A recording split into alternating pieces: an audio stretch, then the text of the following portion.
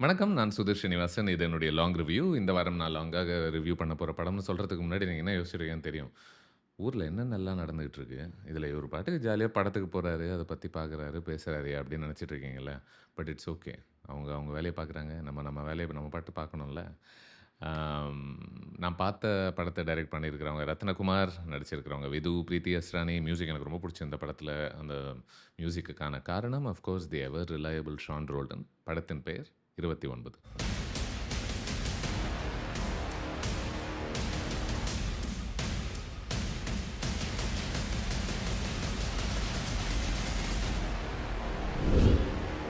இந்த படத்துல ரத்னகுமாருக்கு இயக்குனர் அப்படிங்கிற கிரெடிட்ஸ் வேணா குடுத்துருக்கலாம். ஆனா ரத்னகுமார் கவிஞர் அப்படின்றதுல எந்த விதமான சந்தேகமுமே வேண்டாம் அப்படின்னு நெனைக்கிறேன். ஏன்னா, இந்த படம் பூராக பல உதாரணங்கள் இருக்கு அதுக்கு. எடுத்த உடனேவே இந்த படம் சாப்டர்ஸாக பிரிக்கப்பட்டிருக்கு. அந்த சாப்டர்ஸினுடைய டைட்டில் என்னவாக இருக்கு அப்படின்றதுலேருந்து நம்ம புரிஞ்சுக்கலாம். இல்ல படம் ஆரம்பிச்ச கொஞ்ச நேரத்தில சத்யா அப்படின்ற ஒரு கதாபாத்திரம் சத்யாவுக்கும், விஜயும் இவங்க தான் மெயின் கேரக்டர்ஸ் ப்ளே பண்ணியிருக்காங்க விது மற்றும் பிரீத்தி. ஸோ சத்யா வந்து விஜயுடைய உதடுகள வர்ணிக்கும் பொழுது அவர் யூஸ் பண்ணக்கூடிய ஒரு வரி, "திருப்பி போட்ட திருக்குறள்" அப்படின்னு அவர் சொல்வதாக இருக்கட்டும். இல்ல இந்த 2 பேரும் ஒரு இடத்துல உடல் உறவு வச்சுக்கிற மாதிரியான ஒரு காட்சி ஒண்ணு வருது. ஓகே. அது வரும்போது கொஞ்சம் கூட நமக்கு இத எக்ஸ்ப்ளாய்ட் பண்ண மாதிரியோ, ஓ கொஞ்சம் வல்கரா பிரசன்ட் பண்ண மாரியோ ஒரு உணர்வு சுத்தமா கிடைக்கவே கிடைக்காது. இன்ஃபேக்ட் மாறாக இந்த படம் அந்த மொமெண்ட்ட ஒரு அற்புதமான, ஒரு அழகான ஒரு ஷான் ரோல்டனுடைய ஒரு பாட்டையும் அந்த இடத்துல யூஸ் பண்ணிக்கிட்டு, அதனுடைய காட்சி அமைப்பில அந்த பெண்ணினுடைய எக்ஸ்பிரஷன தான் பிரதானப்படுத்துவதாகவே எனக்கு தெரிஞ்சது. ஸோ அந்த இடத்துல கூட அந்த பெண்ண தான் அது முன்னிலைப்படுத்துது. அ அந்த பெண்ணை இவன் அடைகிறான் அப்படின்ற ஒரு உணர்வு கொஞ்சம் கூட நமக்கு அதில ஏற்படல. அ அதுவாக இருக்கட்டும். இல்ல இந்த படத்தினுடைய டைட்டில் 29 இல்லையா? 28க்கும் 29க்கும் ஒரே வருஷம் தான் இடைவெளி இருக்கு. 29க்கும் 30க்கும் ஒரே வருஷம் தான் இடைவெளி இருக்கு. ஆனா 29 வயசுலேருந்து 30 வயசுக்குள்ள இருக்கக்கூடிய அந்த ஒரு வருஷம் எவ்வளோ முக்கியமான வருஷம், எவ்வளோ நீளமான ஒரு ஒரு வருஷமாக தோணும் அப்படின்னு சொல்லி பேசுவதாக இருக்கட்டும். ஆம், ஏன் இந்த படம் முடிவுக்கு வரும்போதே ஒரு கவிதையோட தான் முடிவுக்கு வருது. ஒரு அழகான கவிதை. அதையும் எப்படி செட்டப் பண்றாங்க. அது மறுபடியும் ரீவிசிட் பண்ணும்போது, இது என்ன மாதிரி ஒரு அழகான ஒரு முடிவாக அமையுது இந்த படத்துக்கு அப்படின்னு சொல்வதாக இருக்கட்டும். யோசிக்கும்போது இல்ல, ஒரு கவிஞருக்கான ஒரு முக்கியமான குணம் அப்படின்னு நம்ம யோசிக்க ஆரம்பிச்சோம் அப்படின்னா, என்னன்னா ஒரு அழக ரசிக்கக்கூடிய ஒரு தன்மை அப்படின்னு நினைக்கிறேன். ப்ராடாக சொல்லணும் அப்படின்னா. மேபி அதனால தான் இந்த இந்த ஃபிலிம்ல விஜய் வந்து ஒரு இடத்துல அம் அ சத்யாவ பொறுத்தும், மேபி ஒரு விதத்தில ரத்னாவ பொறுத்தும் அவங்க பேசுவதா கூட நம்ம நெனச்சு பார்க்கலாம். அவங்க அந்த பீச் சீன் முடிவுக்கு வரும்போது அவங்க அவன பார்த்துட்டு, "ரசிகன்டா நீ" அப்படின்னு சொல்லுவாங்க. ஸோ கண்டிப்பாக இந்த படம் பூராகவே இந்த கவித்துவம், இந்த போயட்டிக் குவாலிட்டிய நம்ம கவனிச்சுக்கிட்டே வரலாம். Probably my most favourite part of this film அதுதான் அப்படின்னு நெனைக்கிறேன் நானு. இந்த படம் பல விஷயங்கள பொறுத்து பேசுது. ஒரு தனிமைய பொறுத்து பேசுது, சத்யாவ பொறுத்தவரைக்கும். அவன் 29 வயசு, அவன் படம் ஆரம்பிக்கும்போது அவன் சொல்றது என்னன்னா, "எனக்கு யாருமே இல்ல." ஆ அப்படின்னு பேசிட்டு இருக்கான். தன்ன சுத்தி பல பேர் வந்து காதல் செஞ்சுகிட்டு இருக்காங்க. என்ன இந்த அதாவது அவனுடைய மொத்த அடையாளமுமே ஓரளவுக்கு இதிலிருந்து தான் வர ஆரம்பிக்குது. எப்படி எப்படி சொல்றேன்னா, இப்போ இந்த தனிமை அப்படின்ற ஒரு ஸ்பேஸ்ல நீங்க இருக்கும்போது உங்களுக்கு எப்படி தோணும் அப்படின்னா, நமக்கு யாருமே கிடைக்க மாட்டாங்க. அ எல்லாரும் ஜாலியா இருக்காங்க. நம்ம மட்டும் லாஸ்ட் வரைக்கும் இப்படி தான் தனியாவே இருந்து சாவப்போறோம் அப்படின்ற மாரி தான் தோணும்ல. அப்போ அந்த இடத்துல விஜி போல ஒருத்தி இவனுடைய வாழ்க்கைக்குள்ள நுழையும் பொழுது, என்ன ஆகுதுன்னா, இந்த படத்தில இன்ஃபாக்ட் ஒரு ஏரிய ரிவைவ் பண்றதாக ஒரு ஐடியா ஒண்ணு இருக்கும். அது எப்படி ஒரு ஒரு வறண்ட பூமியில திடீர்னு இந்த இடத்துல தண்ணியே வராதுன்னு எதிர்பார்க்கிற ஒரு இடத்துல, அவ்வளோ செழிப்போட ஒரு ஏரிய நம்ம அதுக்கப்புறமா பார்க்க ஆரம்பிக்கிறோமோ, அதே போல தான் இவனுடைய மனசுமே நெனைக்கிறேன். இந்த வறண்ட மனசுக்குள்ள திடீர்னு விஜய் அப்படிங்கிற ஒருத்தி வந்து ஒரு காதல் அப்படின்ற ஒரு உணர்ச்சியோட அ அ அவனுக்குள்ள அது முளைக்கும் பொழுது, அப்ப அ அவன் தன்னைத்தானே அடையாளப்படுத்திக்குவதே என்னவா ஆகுதுன்னா, "நான் யாரு?" அப்படின்னா, "நான் உன்னுடைய காதலன்" அப்படின்ற ஒரு இடத்துக்கு தான் போகுதுல்ல. இப்போ அத நம்ம ரொமான்ஸா பார்க்கணும்னா ரொமான்ஸாக பார்க்கலாம். இல்ல பிரச்சனையாக பார்க்கணும்னாலும் பிரச்சனையாகவே நம்ம தாராளமா பார்க்கலாம் அப்படின்னு நெனைக்கிறேன். ஏன்னா இது பேசக்கூடிய பல விஷயங்கள்ல இன்னொன்னு ஒரு ஒரு ஜெனரேஷனல் ஷிஃப்ட் பொறுத்தும் பேசுதோ அப்படின்னு தோணுச்சு. ஏன்னா நடுவுல ஒரு இடத்துல பேபி பூமர் அப்படி இப்படின்லாம் ஒரு வார்த்தைகள் யூஸ் பண்ணப்படும். அதில ஏன் ஏன் சொல்றேன்னா, இப்ப சத்யாக்கு வந்து 29, விஜய்க்கு பார்த்தோம்னா 21. ஸோ கண்டிப்பாக அதுக்குள்ள ஒரு பெரிய சப்ஸ்டான்ஷியல் கேப் ஒண்ணு இருக்குல்ல. மேபி அதனால தான் சத்யா அப்படின்றவன் தன்னுடைய வாழ்க்கையின் பயன் என்ன அப்படின்னா, உன்ன நான் சந்தோஷமா வச்சுக்கிறது, உன்ன ரசிக்கிறது, உன்ன காதல் செய்வது, உன்னுடைய கணவனாக மாறுவது அப்படின்ற எல்லாமே அவள சார்ந்து தான் அவனுடைய ஒரு ஒரு பயன், அவனுடைய பர்ப்பஸே இருக்குல்ல. விஜய் ஆனா அப்பேற்பட்டவ இல்ல. அவளுக்கு என்னன்னா, நான் லவ் பண்றேன். ஆனா எனக்குன்ற ஒரு இண்டிவிஜுவாலிட்டி ஒண்ணு இருக்கு. எனக்குன்னு சில இடங்களுக்கு வாழ்க்கையில போகிற ஒரு ஆர்வமும், ஒரு ஒரு ஒரு கனவுகளும் எனக்கு இருக்கு அப்படின்னு சொல்லக்கூடியவள்ல. ஸோ இந்த மாதிரி இன்ட்ரிகேட்டான ஒரு ஸ்பேஸஸ பொறுத்து பேசக்கூடிய ஒரு படமும் கூட, இது எல்லாமே ரொம்ப சாதாரணமாக அ படமாக்க முடியக்கூடிய ஒரு ஐடியாஸ் கிடையாது நிஜமாவே. ரொம்ப காம்ப்ளெக்ஸான ஒரு ஐடியாஸ்.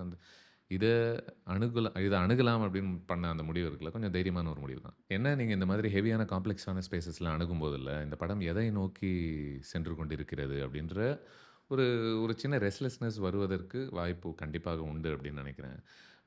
இன்ஃபாக்ட் ஒரு இடத்துல வந்து விஜய்க்கு வந்து ஒரு அழகான ஒரு மான்டாஜ் ஒண்ணு காட்டப்படும். அந்த இடத்துல அவங்களுடைய அம்மா வந்து அந்த மான்டாஜ் முடிவுல அவள எழுப்புவாங்க. எப்படி இருக்கும்னா, அவ இந்த காதல் அப்படின்ற ஒரு போதையிலேருந்து ஓரளவுக்கு தெளிஞ்சிட்டா அப்படின்ற மாதிரியான ஒரு உணர்வு நமக்குள்ள ஏற்படுத்தும். அடுத்து பிரேக்கப் பண்ணிற போறாளோ அப்படின்றதுக்கான ஒரு ஃபோர் ஷேடோவிங்கா கூட நம்ம பார்க்கலாம் அப்படின்னு நெனைக்கிறேன். ஆனா என்ன அதுக்கப்புறமா அ ஒரு ஒரு ஆஃபீஸ் ஸ்பேஸ்ல ஒரு முத்த காட்சி, அதன் பிறகு அங்க இருக்கக்கூடியவங்கலாம் எப்படி அந்த சீன் எப்படி எக்ஸிக்யூட் பண்ணப்பட்டிருக்கு அப்படின்ற ஒரு ஸ்பேஸ் எனக்கு அந்த சீன் பெருசா ஒர்க் அவுட் ஆகல. அங்கேருந்தாக இருக்கட்டும், இல்ல அதுக்கப்புறமா சத்யா ஒரு கேள்வி அவ கேட்பா, "நீ பெரியவன் ஆனதுக்கப்புறம் என்ன ஆகணும்னு நீ ஆசைப்பட்ட?" அப்படின்னு கேட்கும்போது, அவன் வந்து "நான் பெரியவன் ஆகணும்னு ஆசைப்பட்டேன்" அப்படின்னு சொல்றது இருக்குல்ல. அதில ஒரு எதார்த்தம் இருக்கு, ஒரு உண்மை இருக்கு. பட் அதுக்குள்ள ஒரு நகைச்சுவை இருக்கான்னு எனக்கு தெரியல. ஏன்னா இந்த படம் கொஞ்சம் அதுவரைக்கும் பில்ட் பண்ண அந்த டென்ஷன ஓரளவுக்கு இந்த நகைச்சுவைய யூஸ் பண்ணி கொஞ்சம் ரிலீஸ் பண்ணிருச்சோ அப்படின்னு நான் யோசிச்சுட்டு இருந்தேன். ஆ சத்யாக்கு அங்கங்க கொஞ்சம் புரியாத விதங்கள்ல ஒரு கோவம் வந்துகிட்டே இருக்கு.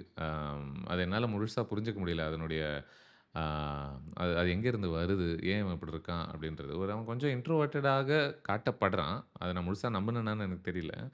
பட் பட் அந்த சி இப்ப புரியாத இதில நியாயமே இல்ல இந்த கோவத்தில அப்படின்ற இடங்கள்லாம் இருக்குல்ல. அப்போ அது என்ன பண்ணுதுன்னா, உங்கள சத்யா கிட்ட இருந்தே உங்கள தள்ளி வச்சுருதுல்ல. இப்போ அவனுக்கு நல்லது நடக்கணும் அப்படின்ற ஒரு இடத்திலிருந்து நம்ம தூரம் போயிட்டோம் அப்படின்னா, அப்போ இ இ வொர்க் ஆவ தென் அது வொர்க் ஆகுறது ரொம்ப கொஞ்சம் கஷ்டமா மாறிருதுன்னு நெனைக்கிறேன் அந்த ஃபில்ம். அம் இந்த படத்தில ஒரு இடத்துல ஒரு விஜய பார்த்து ரொம்ப மோசமான ஒரு வரிய அவள் தன்னுடைய குடும்பத்த பொறுத்து பேசும்போது ஒண்ணு யூஸ் பண்றான். அது கொஞ்சம் திணிக்கப்பட்ட ஒரு வரியாக தோணுச்சோ! அப்படின்னு யோசிச்சுட்டு இருந்தேன் நானு. இந்த மாரி இந்த சர்டன் இன்கன்சிஸ்டன்சி இருக்குன்னு நெனைக்கிறேன் இந்த ஃபில்ம்ல. மேபி அதனால தான் எனக்கு இந்த படம் வொர்க் ஆகுது அப்படின்னா, அது தனிப்பட்ட மொமெண்ட்ஸ்ல வொர்க் ஆகுது. தனிப்பட்ட வசனங்கள்ல எனக்கு வொர்க் ஆகுது. இதில இருக்கக்கூடிய ஒரு கவித்துவம்னு சொன்னேன்ல, அங்கங்கே வந்துகிட்டே இருக்குல்ல. அந்த மாதிரி மொமெண்ட்ஸாக எனக்கு வொர்க் ஆச்சு. எனக்கு இந்த படத்தில பிரீத்தி அஸ்ரானியோட ஒரு பெர்ஃபார்மன்ஸ் ரொம்ப புடிச்சது. இன்ஃபாக்ட் அவங்க ப்ளே பண்ணக்கூடிய அந்த விஜி அப்படிங்கிற ஒரு கதாபாத்திரம் நிஜமாவே எனக்கு ஒரு உயிருள்ள ஒரு பெண்ணாக தெரிஞ்சாங்க. ஆம் அ அவங்களுடைய அவங்களுடைய ஒரு பெர்சனாலிட்டிய என்னால முழுமையாகவே புரிஞ்சுக்க முடியுது. அவங்களுடைய ஒரு குழப்பம் என்னவாக இருக்கு. அவங்களுடைய காதல் அப்படி அவங்களுக்கு இந்த காதல்ல ஒரு சின்ன குழப்பம் வந்தாலும் சரி, அந்த காதல் அப்படின்றதுல நமக்கு சந்தேகம் எதுவுமே வராம இருக்குல்ல. அதெல்லாம் பெரிய விஷயம் அப்படின்னு நெனைக்கிறேன். ஆ நல்ல நடிகை அப்படிங்கிறவங்க ஒரு நல்ல நல்ல சீன்ஸ பெர்ஃபார்ம் பண்ணிருவாங்க அப்படின்றதுல ஆச்சரியம் எதுவும் இல்ல. பட் இப்போ ஃபார் எக்ஸாம்பிள் ஒரு பீச் சீன் ஒண்ணு இருக்கு. ப்ரப்போசல் சீன் படம் ஆரம்பத்தில ஒண்ணு வருது. எனக்கு ப்ராடா அந்த படம் அந்த சீன் வொர்க் ஆச்சு. அதனுடைய ஐடியா வொர்க் ஆச்சு. அதனுடைய செட்டிங் வொர்க் ஆச்சு.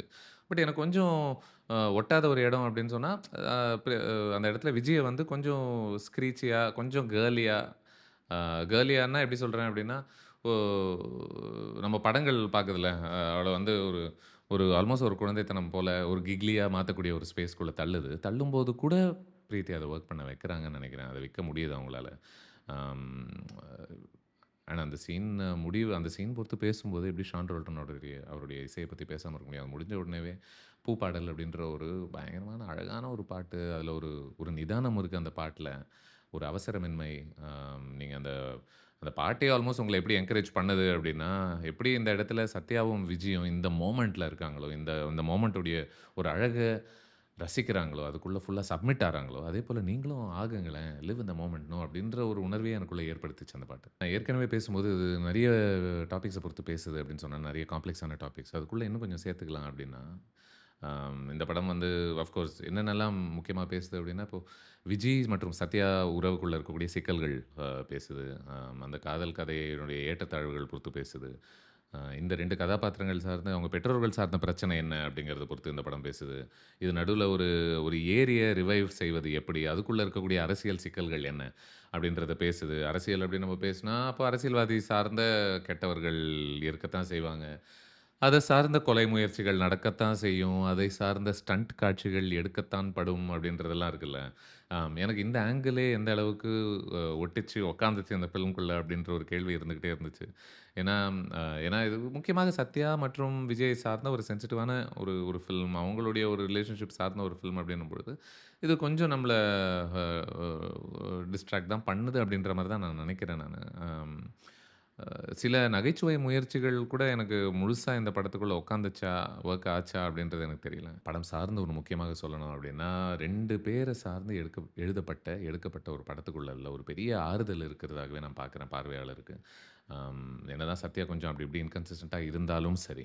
ஏன்னா நம்ம படங்கள் பெரும்பாலும் பெரிய பெரிய பிரச்சனைகள், பெரிய பெரிய பிரச்சனைகள் அப்படின்னு பேசுறதுல, அதில காட்டக்கூடிய ஒரு ஆர்வத்தினால என்ன ஆயிருது அப்படின்னா, இருக்கிறதுலே இங்க ஒரு பெரிய பிரச்சனை, ஒரு தனி மனிதனுக்குள்ள இருக்கக்கூடிய பிரச்சனை தான் அப்படின்றத இந்த மாதிரி படங்கள் தான் மறுபடியும் நமக்கு ஞாபகப்படுத்துது, நினைவூட்டுது.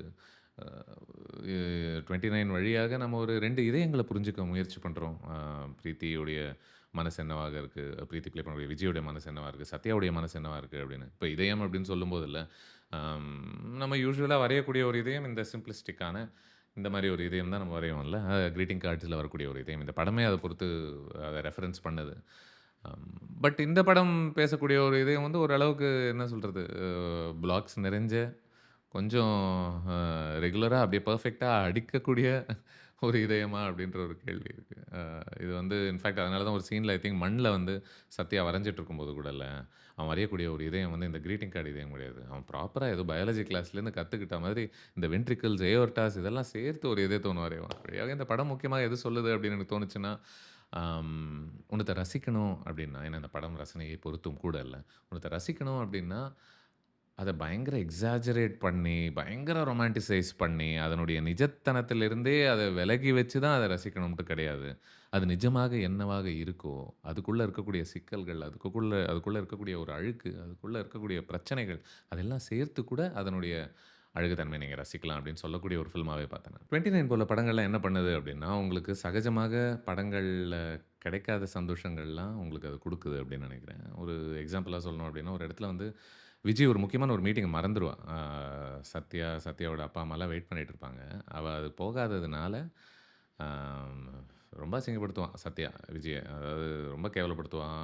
அந்த இடத்துல கூட இல்ல, விஜய் வந்து ஒரு பெரிய குற்ற உணர்ச்சியிலேருந்து தான் பேசுவா. அவ என்ன சொல்லுவான்னா, "எனக்கு சின்ன வயசுல எங்க அப்பா எங்க வீட்ட விட்டு போயிட்டதுனால, எனக்கு ஆண்களோட பழகுற ஒரு அனுபவம் பெருசா கிடைச்சதில்ல. அவங்க கூட எப்படி பேசணும், எப்படி பழகணும்னே எனக்கு தெரியாம இருக்கு" அப்படின்னு.